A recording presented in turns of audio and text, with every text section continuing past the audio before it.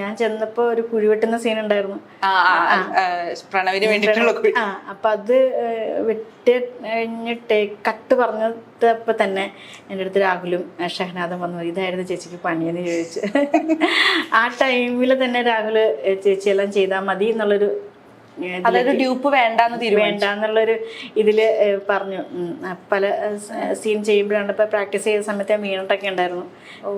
കാല് നമുക്ക് ഇത് വശമില്ലല്ലോ, കാലം അങ്ങോട്ടേക്ക് ഇങ്ങോട്ടേക്ക് മാറ്റി വെക്കുന്ന ടൈമിൽ ചിലപ്പോൾ വീണിട്ടുണ്ടായിരുന്നു.